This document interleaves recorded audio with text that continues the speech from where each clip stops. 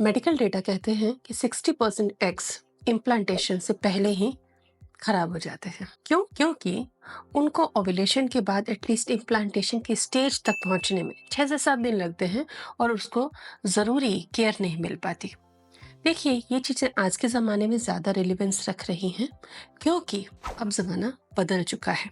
रहने का तरीका, खान-पान, स्ट्रेस का लेवल, पोल्यूशन का लेवल, बहुत चीज़ें बदली हैं। तो थोड़ी केयर भी तो एक्स्ट्रा करनी पड़ेगी ना। आज के वीडियो में मैं 7 डे केयर टिप्स बताऊंगी। पोस्ट ओव्यूलेशन आपको फॉलो करनी है to conceive fast. Welcome to Prerna's fertility care.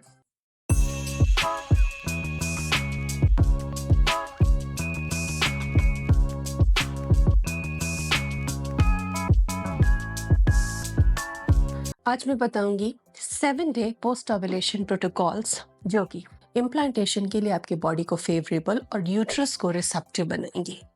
इससे आपको माँ बनने में सहायता मिले, यही मेरे विषय है। So do subscribe this channel. Ovulation के बाद मासिक चक्र का दूसरा जो 15 दिन का 14 दिन का बड़ा फेज चालू होता है जिसे हम ल्यूटियल फेज कहते हैं।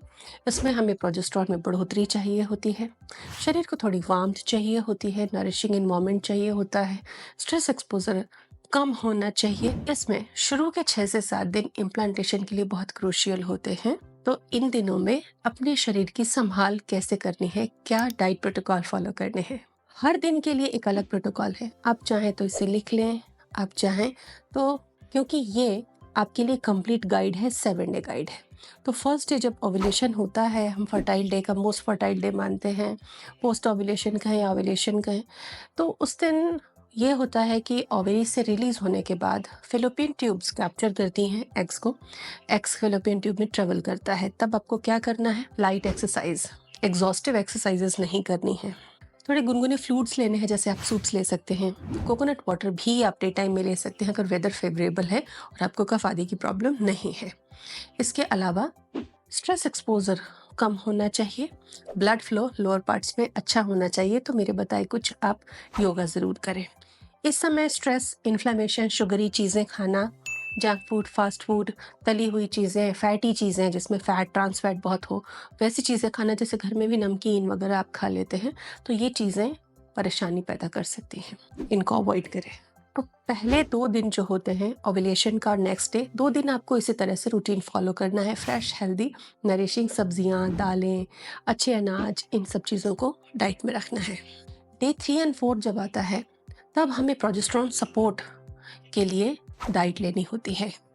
हालांकि इस पूरे फेज में प्रोजेस्टेरॉन सपोर्ट की डाइट आपको लेनी चाहिए। जैसे आप सीड साइकिल कर रहे हैं तो करते रहिए, आयरन रिच चीज़ें लेते रहिए और स्ट्रेस कम रखिए, क्योंकि स्ट्रेस हार्मोन बनते हैं तो प्रोजेस्टेरॉन घटता जाता है। दोनों का उल्टा रिश्ता है।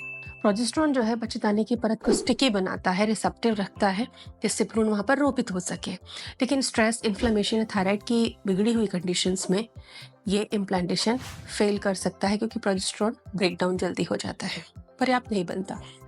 तो प्रोजेस्टेरॉन को इम्प्रूव करने के लिए रात को गुनगुना दूध आपको लेना है। थोड़ी हल्दी या जायफल भी आप ऐड कर सकती हैं। ड्राई फ्रूट का एक लड्डू भी ले सकती हैं साथ में। तिल आपको ज़रूर खाना है इन दिनों में। दिन भर में कभी भी 1 चम्मच तिल आपकी डाइट में होना चाहिए। बनाना, शकरकंद, ये चीज़ें आपको इस समय यूज़ करनी है। पम्पकिन सीड्स आपको यूज़ करने हैं। इसके अलावा आयरन और प्रोटीन से भरपूर खाना आपको खाना है। बाहर की चीज़ें अवॉइड करनी है।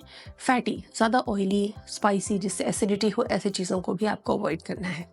योगा, वॉक, जेंटल रखना है। डे 5 एंड 6 जब आता है तो ये यूट्रस की रिसेप्टिविटी का फेज होता है। इसमें हमें ध्यान देना है कि यूट्रस रिसेप्टिव हो, ताकि जो एग फर्टिलाइज हुआ है फ्लोपियन ट्यूब्स में, ये यूट्रस में जाके सही से इम्प्लांट हो सके। क्या करेंगे?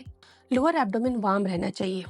अगर ठंडा रहता है तो आप बेल्ट लगाएं, कोई कपड़ा बांधे, जैसे जापानीज टेक्निक मैंने सिखाई है। पेट का जो हिस्सा है, जैसे सपोज कोई फीमेल साड़ी पहनी है, उसमें क्या होता है, बेली का काफ़ी रीजन एक्सपोज होता है, तो आप थोड़े कवर्ड कपड़े उस समय प्रेफर करें, ताकि बेली का रीजन कवर्ड रहे। अनाज चुकंदर आप ले सकते हैं, जिससे कि ब्लड फ्लो ये इम्प्रूव करते हैं, वैसोडाइलेशन करते हैं ये फूड, तो ब्लड फ्लो अच्छा रहता है। थोड़ी मात्रा में जिंजर ले सकते हैं, बहुत थोड़ी मात्रा में, जिससे इन्फ्लेमेशन कम रहता है। ड्राई फ्रूट खा सकते हैं, हल्का योगा कर सकते हैं, पैदल चल सकते हैं। रात को समय पे सोएं ताकि हार्मोन फ्लक्चुएट ना हो। इस समय हमें बहुत सावधानी रखनी है, बहुत ही ज़्यादा सावधानी रखनी है कि रात को समय से सो जाए, ताकि बहुत अच्छी गहरी नींद लेकर सुबह फ्रेश उठें। फास्टिंग, डिटॉक्स टीज, एक्सेसिव चाय और कॉफ़ी आपको अवॉइड करना है। थायराइड पेशेंट हैं तो चाय कॉफ़ी को टोटल अवॉइड करना है। आप ग्रीन टी थोड़ी मात्रा में ले सकते हैं, वो भी खाली पेट नहीं लेना है। अब बात करते हैं डे 7 की। डे 7 हम मान के चलते हैं कि इम्प्लांटेशन होता है, 8 तक भी हो सकता है। तो इस समय रेस्ट और पॉजिटिव माइंडसेट अफर्मेशंस ले सकते हैं आप।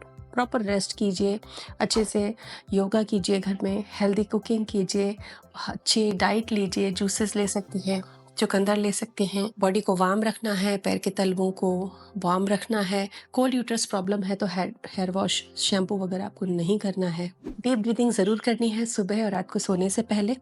Late night movie, late night outing नहीं करनी है, ट्रिप्स पे नहीं जाना है, फास्टिंग नहीं करनी है, कोई भी कोल्ड ड्रिंक्स, एनर्जी ड्रिंक्स का सेवन नहीं करना है। मंचिंग में फ्रूट्स और नट्स यूज़ करने हैं। ट्रांस फैट डाइट में नहीं होना चाहिए। शुद्ध घी यूज़ कर सकती हैं आप अपने खाने में। इस समय एलोवेरा जूस, पाइनएप्पल, कच्चा पपीता, इनको आपको अवॉइड ज़रूर कर देना चाहिए। इस दिन के बाद शरीर को रेस्ट की नीड ज़्यादा लगती है अगर बॉडी सही डायरेक्शन में जा रही है और इम्प्लांटेशन के फेज में एंटर कर चुकी है। आपको भूख ज़्यादा लगती है, लेकिन हाँ, आपको डिप्रेशन नहीं रहता, एंजाइटी नहीं रहती। आप अच्छा रेस्ट करती हैं, खिली खिली रहती हैं। ब्रेस्ट में टेंडरनेस आ सकती है क्योंकि प्रोजेस्टेरोन अब पीक पर जाने लग चुका है और ये इम्प्लांटेशन के बाद की अवस्था है। इसमें भी आपको डे 7 की केयर फॉलो करनी है, हेल्दी डाइट लेनी है, खुश रहना है। Stay positive to get the good result. Thank you.